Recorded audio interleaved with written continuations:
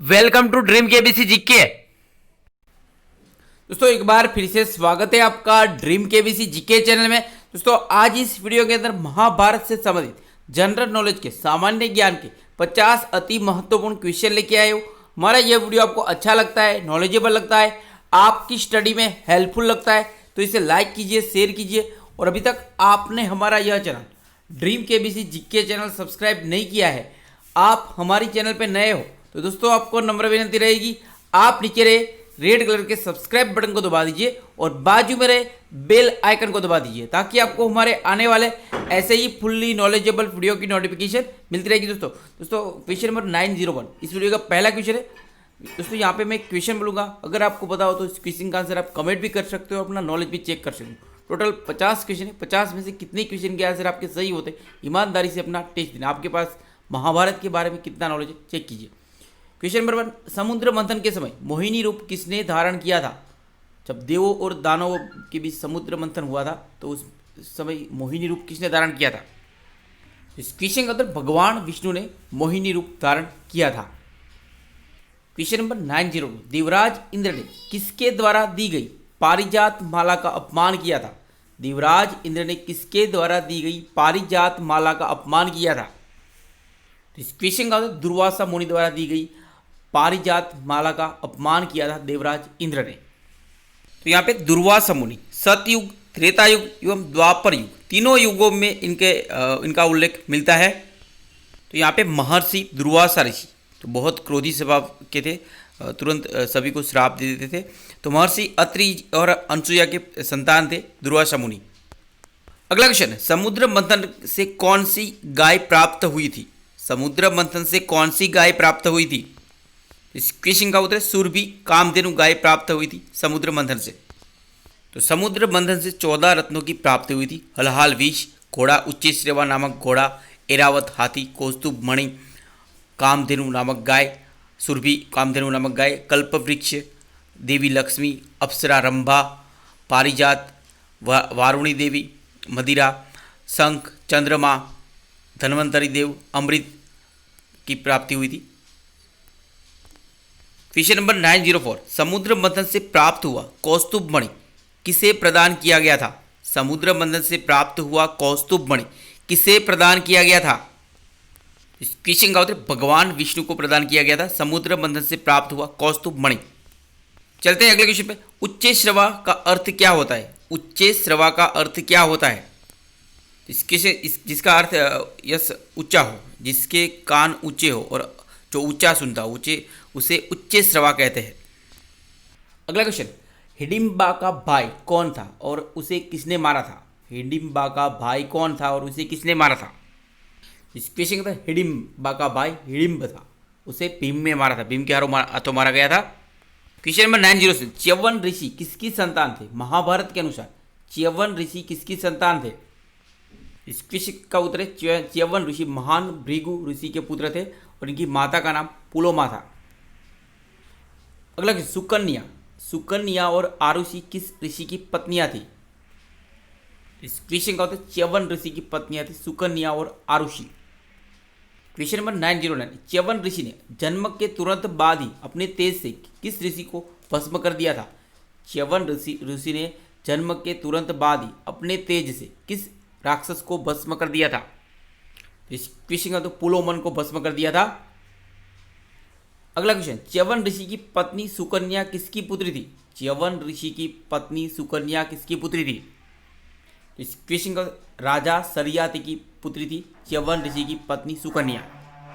अगला क्वेश्चन, च्यवन ऋषि को उनका यौवन व आंखों की ज्योति कौन प्रदान करते हैं? च्यवन ऋषि को उनका यौवन और उनकी आंखों की ज्योति किसने प्रदान की थी? इस क्वेश्चन के देवों के वेद अश्विनी कुमार ने प्रदान की थी। अगला क्वेश्चन, च्यवन ऋषि ने अश्विनी कुमार को क्या वचन दिया था? इस क्वेश्चन अश्विनी कुमार को सोमपान का अधिकार दिलवाने का वचन दिया था च्यवन ऋषि ने अश्विनी कुमार को। क्वेश्चन नंबर 913, देवयानी और शर्मिष्ठा किसकी पत्नी है? महाभारत के अनुसार देवयानी और शर्मिष्ठा किसकी पत्नी है? इस क्वेश्चन का उत्तर ययाति की पत्नियां थी देवयानी और शर्मिष्ठा। अगला क्वेश्चन, राजा ययाति के संतान कौन थे? राजा ययाति के संतान कौन थे? इस कृष्ण देवयानी के दो पुत्र यदु और तुर्वसु। ये देवयानी के दो पुत्र यदु और तुर्वसु, और शर्मिष्ठा के तीन पुत्र द्रुयु, अनु और पुरु। चलते हैं अगले क्वेश्चन। राजा ययाति के पिता कौन थे? महाभारत के अनुसार राजा ययाति के पिता कौन थे? तो इस क्वेश्चन का उत्तर नहुष थे, राजा ययाति के पिता। महाभारत के आदि पर्व में इसका वर्णन आता है। तो यहाँ पे महाभारत में 1 लाख से भी अधिक श्लोक है। और महाभारत के का संकलन किसने किया, रचना किसने की थी? तो महर्षि कृष्णदेवपायन वेदव्यास जी ने की थी। तो कृष्णदेवपायन वेदव्यास किसकी संतान थे? तो पराशर और सत्यवती की संतान थे कृष्णदेवपायन वेदव्यास। और महाभारत किसने लिखा था? तो गणेश जी ने लिखा था। महाभारत में 18 पर्व है। अगला क्वेश्चन। राजा ययाति को इंद्र ने स्वर्ग से क्यों गिरा दिया था, वापस भेज दिया था? इस क्वेश्चन का उत्तर स्वर्ग में जाने पर अपने मुख से पुण्यों का बखान करने पर इंद्र ने स्वर्ग से गिरा दिया था। और क्योंकि पुण्यों का बखान करने से पुण्य क्षीण हो जाते हैं। हम हमारे अच्छे कर्मों का हम खुद का गुणगान खुद नहीं करना चाहिए, क्योंकि उससे हमारे पुण्य कर्म क्षीण हो जाते हैं। अगला क्वेश्चन। किस वेदवेता ब्रह्मर्षि ऋषि के पुण्य फल से राजा ययाति पुनः स्वर्ग में पहुंच गए थे? इस क्वेश्चन का मतलब महादेव के पुत्र अष्टक जो वेदवेता ऋषि थे, अष्टक ऋषि की कारण पुण्य फल से राजा ययाति पुनः स्वर्ग में पहुंच गए थे। Question number 918। किसके वंशज कौरव कहलाए? किसके वंशज कौरव कहलाए? इस क्वेश्चन हस्तिनी के राजवंश के कुरु नाम के राजा हुए, जिनके वंशज कौरव कहलाए। और कुरु के नाम से ही कुरुक्षेत्र प्रसिद्ध हुआ। अगला क्वेश्चन। यदुवंश किसके नाम से आगे चला था? यदुवंश किसके नाम से आगे चला था? इस क्वेश्चन का उत्तर राजा ययाति को देवयानी से 2 पुत्र हुए। राजा ययाति को देवयानी से 2 पुत्र हुए, यदु और तुर्वसु। यदु के नाम से आगे चलकर यदुवंश चला, और जिसमें श्री कृष्ण भी पैदा हुए थे। अगला क्वेश्चन। राजा ययाति ने किसे अपना उत्तराधिकारी बनाया था? इस क्वेश्चन का तो पुरु के नाम से ही पुरु वंश की परंपरा चली, और पुरु के वंश में ही आगे चलकर दुष्यंत हुए, और जिन्होंने शकुंतला से विवाह किया था। अगला क्वेश्चन। किस चक्रवर्ती राजा ने यमुना, सरस्वती तथा गंगा के तट पर क्रमशः 100, 300 और 400 अश्वमेध यज्ञ किए थे? किस चक्रवर्ती राजा ने यमुना और सरस्वती और गंगा के तटों पर क्रमशः 100, 300 और 400 अश्वमेध यज्ञ किए थे? इस क्वेश्चन का उत्तर भरत ने। भरत जो दुष्यंत और शकुंतला के संतान थे। अगला क्वेश्चन। शकुंतला की कथा महाभारत के किस पर्व से मिलती है? शकुंतला की कथा का वर्णन महाभारत के किस पर्व में है? इस क्वेश्चन का उत्तर आदि पर्व में शकुंतला की कथा का वर्णन मिलता है महाभारत में। अगला क्वेश्चन। ऋषि विश्वामित्र और स्वर्ग की अप्सरा मेनका की पुत्री कौन थी?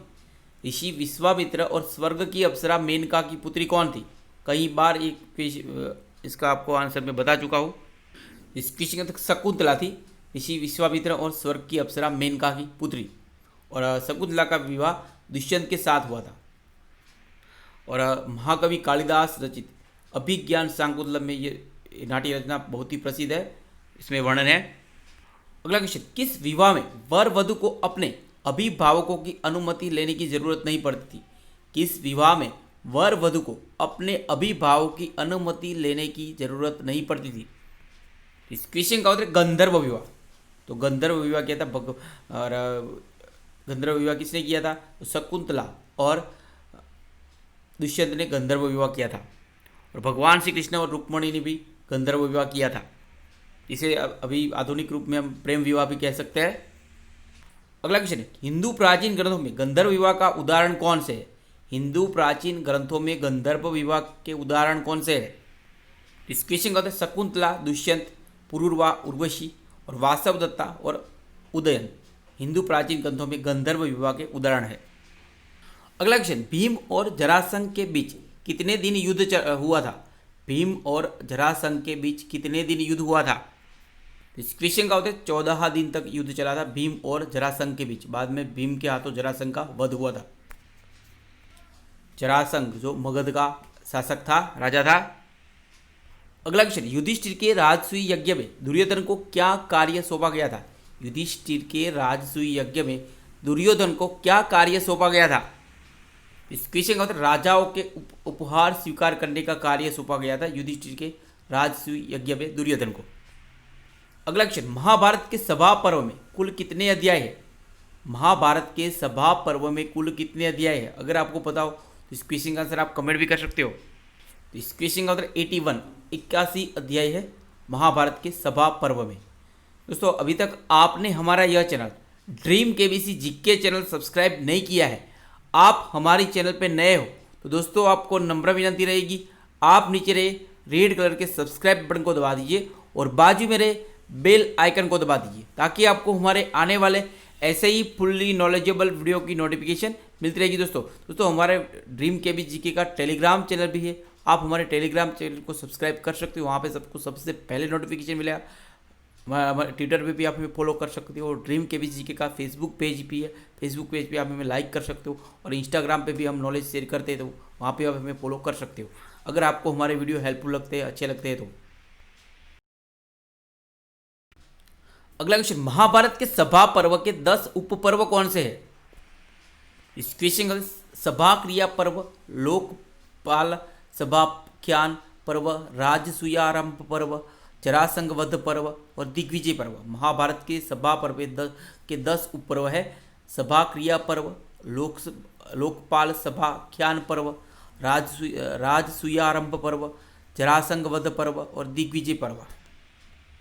और राजसूय पर्व, अर्धांभिहरण पर्व, शिशुपाल वध पर्व, ध्रुत पर्व और अनुधूत पर्व है। नेक्स्ट, भगवान श्री कृष्ण ने द्रौपदी की लाज कैसे बचाई थी? भगवान श्री कृष्ण ने द्रौपदी की इज्जत कैसे बचाई थी? इस क्वेश्चन का उत्तर है द्रौपदी ने श्री कृष्ण ने से अपनी लाज बचाने की प्रार्थना की। सभा में एक चमत्कार हुआ और दुशासन जैसे जैसे द्रौपदी का वस्त्र खींचता जाता है वैसे वैसे वस्त्र भी बढ़ता जाता है और वस्त्र खींचते खींचते दुशासन थक कर बैठ गया। ऐसे भगवान श्री कृष्ण ने द्रौपदी की लाज बचाई थी। तो प्रस्तुत प्रसंग महाभारत का सबसे शर्मनाक प्रसंग है। इसी के कारण महाभारत युद्ध हुआ था और महासंहार हुआ था, जिसमें 18 अक्षौहिणी सेना का संहार हुआ था। महासियार खून की होली हुई थी। अगला क्वेश्चन, धर्मराज युधिष्ठिर को जुए में किसने हराया था? धर्मराज युधिष्ठिर को जुए में किसने हराया था? इस क्वेश्चन का उत्तर मामा शकुनी ने हराया था। तो सबका कारण एक जुआ हमें कभी नहीं खेलना चाहिए। जुए की वजह से ही महाभारत हुआ था। अगला क्वेश्चन, भारत के सर्वोच्च न्यायालय का आदर्श वाक्य क्या है? भारत के सर्वोच्च न्यायालय का आदर्श वाक्य क्या है? वेरी वेरी इंपॉर्टेंट है। इस क्वेश्चन का यतो धर्मस् ततो जय, यतो धर्मस् ततो जय भारत के सर्वोच्च न्यायालय का आदर्श वाक्य है जो महाभारत से लिया गया है। अगला क्वेश्चन, यतो धर्मस् ततो जय प्रस्तुत वाक्य महाभारत के किस पर्व से है? इस क्वेश्चन का उत्तर भीष्म पर्व से है। यतो धर्मस् ततो जय। और भीष्म पर्व से श्रीमद् भगवद गीता का पाठ भी आता है भीष्म पर्व में। और श्रीमद् भगवद गीता की बात करें तो श्रीमद् भगवद गीता में 700 श्लोक है, 18 अध्याय है। और श्रीमद् भगवद गीता का उपदेश जो भगवान श्री कृष्ण ने कुरुक्षेत्र के रण मैदान में जो अर्जुन को उपदेश दिया तो श्रीमद् भगवद गीता के नाम से प्रसिद्ध है।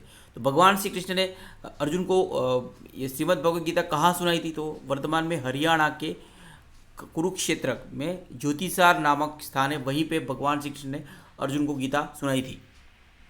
और महाभारत का लेखन कार्य कहाँ हुआ था? तो वर्तमान में उत्तराखंड में व्यास पोथी नामक स्थान है, हिमालय में आता है। तो हिमालय की पर्वत श्रृंखला में आता है। तो वहीं पे भगवान वेदव्यास और गणेश जी ने महाभारत की रचना की थी।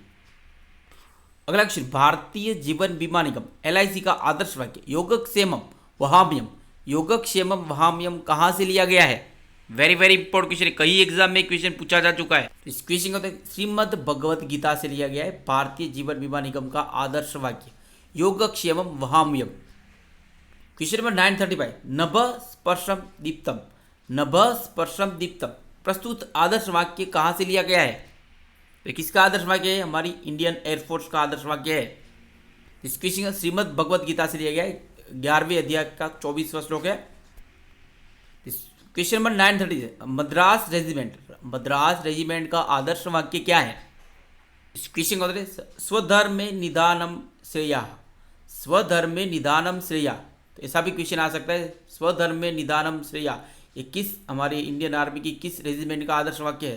तो मद्रास रेजिमेंट का, ये हमें पता होना चाहिए। तो ये तीसरे श्रीमद् भगवद गीता के तीसरे अध्याय के 35वां श्लोक है जो कृष्ण भगवान ने अर्जुन को सुनाया था। अगला गढ़वाल राइफल्स, भारतीय सेना की गढ़वाल राइफल्स का आदर्श वाक्य क्या है? इस क्वेश्चन युद्ध या कृत निश्चया, युद्ध या कृत निश्चया भगवद गीता के दूसरे अध्याय का 36वां श्लोक है, भगवान श्री कृष्ण ने अर्जुन को सुनाया था। तो गढ़वाल राइफल का आदर्श वाक्य ऐसा भी आ सकता है, युद्ध या कृत निश्चया। तो हमारी इंडियन आर्मी की किस राइफल्स का आदर्श वाक्य है? तो गढ़वाल राइफल, हमें पता होना चाहिए भी। अगला क्वेश्चन आईएनएस हमला, आईएनएस हमला का आदर्श वाक्य क्या है? वेरी वेरी इंपॉर्टेंट है इस क्वेश्चन का। श्रद्धावानम लभते ज्ञानम, श्रद्धावानम लभते ज्ञानम भगवद गीता के चौथे अध्याय का 39वां श्लोक है, भगवान श्री कृष्ण ने अर्जुन को सुनाया था। अगला question INS Shivaji, INS Shivaji Maharashtra के हमारी इंडियन आर्मी की नेवी का आदर्श वाक्य क्या है?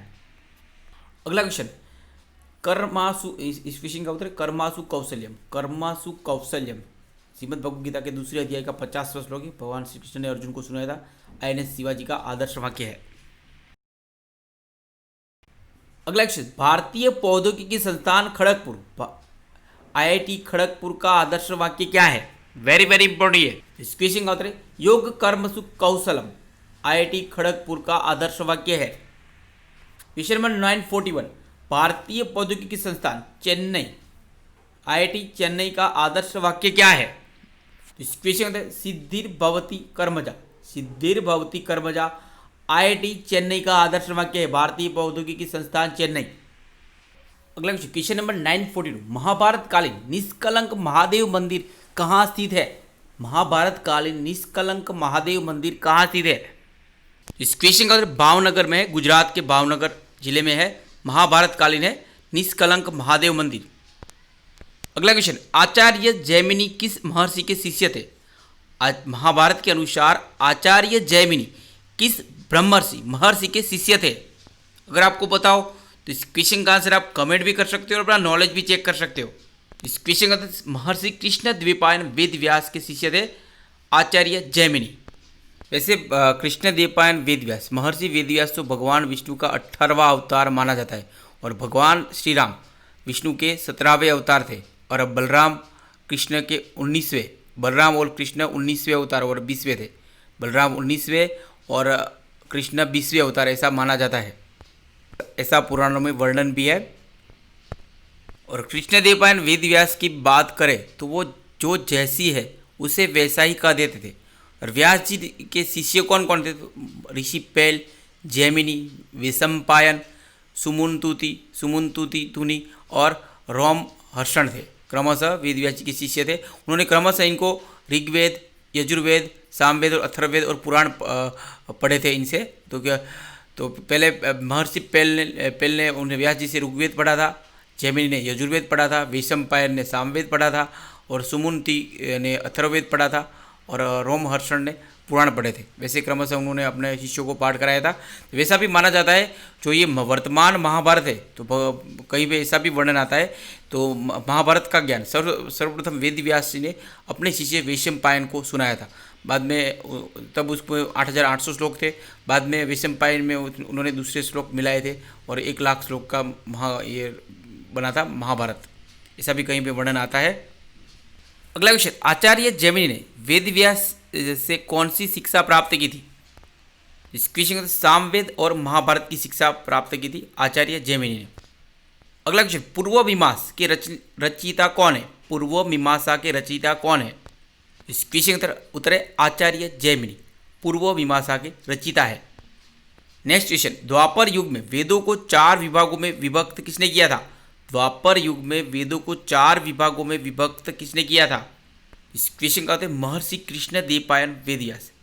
महर्षि कृष्ण द्वैपायन वेद व्यास ने द्वापर युग में वेदों को 4 विभागों में विभक्त किया था। तो 4 विभाग कौन कौन से कमेंट करके बताइए। अगला क्वेश्चन, कृष्ण द्वैपायन वेद व्यास कैसे कहलाए? इस क्वेश्चन संस्कृत में विभाग को व्यास कहते हैं और अतः वेदों का व्यास करने के कारण कृष्ण द्वैपायन वेद व्यास कहला लगे। जो वेदों का 4 विभाग के विभाग की, इसलिए उनका नाम वेद व्यास पड़ा था, ये हमें पता होना चाहिए। अगला क्वेश्चन, महर्षि कृष्ण द्वैपायन वेद व्यास के प्रमुख शिष्य कौन कौन थे? महर्षि कृष्ण द्वैपायन वेद व्यास के प्रमुख शिष्य कौन कौन थे? इसका आंसर मैं आपको पहले ही बता चुका हूँ, कृपया कमेंट करके आप बता सकते हो। इस क्वेश्चन में पेल, वैशंपायन, जैमिनी और सुमंतु। अगला क्वेश्चन, महर्षि वेदव्यास ने अपने किस शिष्य को ऋग्वेद की शिक्षा दी थी? इस क्वेश्चन में पेल ऋषि को ऋग्वेद की शिक्षा दी थी। क्वेश्चन नंबर 950, महर्षि वेदव्यास ने अपने किस शिष्य को यजुर्वेद की शिक्षा दी थी? इस क्वेश्चन में वैशंपायन, तो वैशंपायन को महर्षि वेदव्यास ने यजुर्वेद की शिक्षा दी थी और उनको महाभारत की कथा भी सबसे पहले ऐसा माना जाता है कि उनको महाभारत की कथा वेदव्यास जी ने सुनाई थी। और कहीं पे ऐसा भी वर्णन आता है कि सबसे पहले महाभारत की महाकाव्य अपने पुत्र सुखदेव को सुनाया था वेदव्यास ने, ऐसा भी कहीं पे उल्लेख आता है।